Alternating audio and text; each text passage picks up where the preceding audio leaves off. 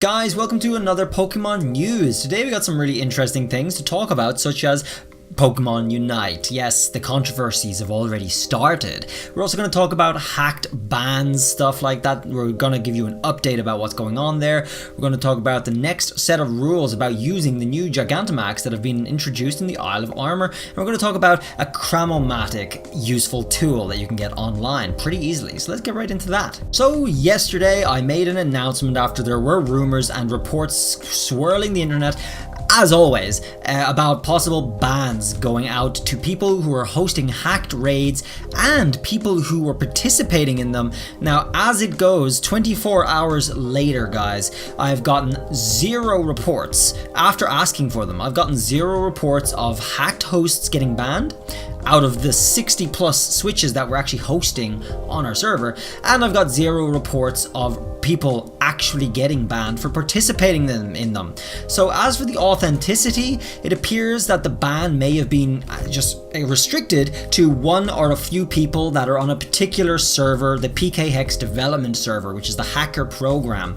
Now, a bunch of them in there are experimenting with different things all the time. They're messing around with things, trying new things, all that stuff, and they do great work despite their words against me. They don't like me for whatever various reasons. I couldn't put my finger on it if I told you, and that's a shame, but they do good work in there, guys, and they do provide a lot of useful information, such as the recent Crown Thundra leaks as well. So shout out for that, even though if they hate me, I don't mind, but shout out for all the hard work that they're doing. Now, as for them getting banned, 1 or 2 of them may have gotten banned in recent experiments. However, we here on my server, well, we tried to experiment. So a lot of my black hosts, after this announcement here, I asked all the black named hosts here to set forth and just try, I guess, if they wanted to. They know that they're taking the risk. I did call for the suspension, however, a lot of them were willing to continue trying regardless, and they did. So I asked them the invaluable question at everybody. Now, I have about 17 or 18 that were around at the time when I asked this only a few hours ago. I need to know for a video if any of you have been banned in Pokemon in the past 24 hours. Please only react to Y for yes and N for no. Now, the Y there is the one I put up so that they could react to it. The N, I also put up one N there so they could react to it. So one of those do not count for each. As you can see, guys, nobody said yes. All of them, all 16 that are right online right now, said no. Nobody's been banned. They're still hosting. It's still going on. So that's 24 hours worth of notice, guys. Now, it's not necessarily definitive in that regard, that it hasn't gone out yet. Some people are just trying to rationalize all this by saying and claiming that, oh, it may take up to a week for ban. No, that's not how it works, guys. If someone sees you doing the illegal activity, you're banned, okay? That's just how it works. Now, we've been doing this for months, okay? Nobody has been banned. These are all special hosts that I'm in close contact with, communication with. Nobody's been banned. So as for the people over on the PK Hex server, sorry you lost a few switches. I don't know what you were doing. I don't know what experiments you're doing over there. I can't tell you. You're the guys who are on top of that info. But as for my end, guys, nobody's been banned on the special hacked raids front, and nobody has been banned in participating in them either. I myself have participated in tons of hacked raids over the last few days, over the past week, and I haven't been banned either. So I guess I don't know what to tell you guys. I think as far as we have seen so far in our evidence, it's still safe. Next story is about Pokemon Unite and the controversies. There's already been new controversies. First of all, we're going to start off with the easy stuff. Pokemon Presents here that went up yesterday showing off Pokemon Unite, which was a full 11-minute segment of Tencent's new game, Pokemon Unite, which actually I'm personally pretty intrigued about. I'll be going into it with an open mind, and I think it's going to be big, honestly, even though a lot of Pokemon fans who were expecting remakes of Sinnoh or Johto or something, they had their hopes up high, especially when we look at videos like this. So it comes as no surprise that obviously YouTubers were trying to debate people into getting excited about games that were not coming at all, especially when they were absolutely not confirmed. Now, you know, Realistify's just doing his thing. I guess this is just the angle he's gone for the last while, but obviously he deleted this video after it was proven not confirmed, as you could say. Well, yeah, no, a lot of people were just excited about stuff like this, and they were just let down and disappointed disappointed because they went in with expectations. Those expectations for this 11 segment were, you know, not what they were getting. So as for the 11 minutes, guys, people were a little off-put by this whole thing being just one announcement for Pokemon Unite. Listen, Tencent is a mega rich company in China. They absolutely purchased the 11-minute segment for probably a large price. It's a big price to pay for promoting their new game.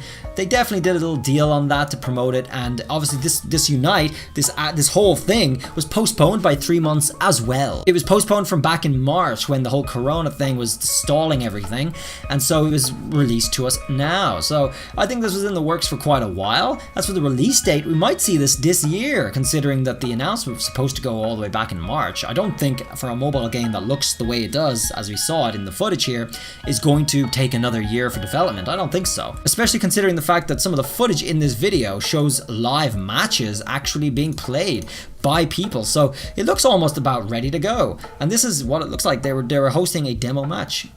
So yeah, Tencent probably purchased this. Yes, 130,000 people disliked it. It's one of the most disliked Nintendo videos of all time. But as for the controversies, they move off of this and they move into a whole new other realm. It appears Pokemon Unite is now being accused of plagiarizing a fan-created game from 10 years ago. This fan-created game was a Chinese fan creation, guys.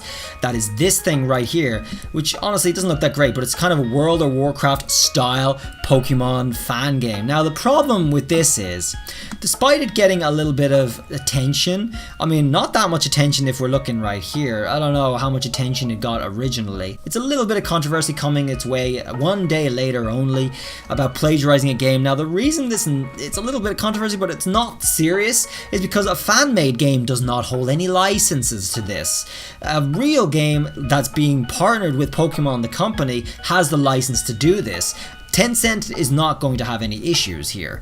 This is the game that's going to have issues. I don't know if this game is still running. It's 10 years old. I don't know if they're still going with this, of course, but even if they are, it's probably going to get shut down before Tencent comes if the similarities are there. Tencent has the license to do this. This is the game that's going to be official, and this is the game that's going to stick around. But guys, eyes peeled for any new controversies coming its way. I don't know, I'm going to try the game out on my channel. Hopefully some guys will watch that if you are interested in checking it out in spite of all the hatred it's been getting from other Pokemon creators. You can stick around here and drop a little subscribe so you can stick around, see what this game is all about, see what it's like. League of Legends versus Pokemon, you know? I'm down. Next story, guys, is a little device, a little tool online that might be useful for some of you guys who are trying to use the Cram-o-matic. If you put in an item here, this will tell you what combination of items will get what items on the right here. And you can just throw in whatever 4 items and it will tell you what item you'll get out of the Cram-o-matic. This is using data that has been there. So if I put in these 4 items right here, this is what I'll get out. I'll get TR37. And this is based off of all the data that has been accumulated, including from Cerebi, about what items produce what items. If I do what? Some of these, let's change it up a little bit and see what we get. I'm going to get Misty Seed if I put these items in. It seems about right. Now, as it stands, guys, they haven't currently updated it for doing the apricorns yet, so that is coming. That is on the way. It tells you all the stuff down here. It's very new, so it's just still in development, but it might be kind of handy to experiment before you actually waste items, because not everybody has 999 different items, obviously. So if you feel like your items are valuable, especially your apricorns, guys, eventually that's going to show you what balls you're most likely to get out of it. Here we get a wishing piece if we put these items in. Okay, so it's just a little thing that's in development. Third Spartan.github.io. I don't know why the title is that on there, but that's what it is right there. So knock yourselves out, guys, if you do find it useful, and keep an eye on it for updates. Final story of the Pokemon news here, guys, is the new Season 5 has gone live, which allows you to use the Gigantamax Pokemon that have been added. Let's looking at the loud Gigantamax list here. We got Venusaur, Blastoise, and Urshifu coming in here, guys. So that's pretty nice to see. We can now play around with, and a Rillaboom, you know, Cinderace and Inteleon. Yes, all the new starters, guys, that have been given Gmax, and even the new legendary is allowed in, guys. I'm surprised Urshifu is allowed in considering it's a legendary, because these are all the banned mythicals and legendaries that you're not allowed to play, and they've been pretty consistent throughout all the seasons. Anyway, so the new rules allows you to start playing with those. So knock yourselves out, guys. You're also able to get new foreign Pokemon that were previously not allowed after they were were transferred into Pokemon Sword and Shield are now allowed in the battle tower if you go talk to the right people, guys. So yeah, you can feel free to use Pokemon that you didn't have before that you can use. So it's opening up, guys. It's really opening up a lot more to being able to use more Pokemon, a lot more diversity coming. And when the Crown Thunder drops, guys, we're going to have a bloody bombshell in PvP in this game. It's going to be pretty exciting. Thanks for hanging out, guys. If you did enjoy it, do drop a sub, and I'll see you guys around in the next video, whatever that may be. I don't know. See you then. Till then, bye.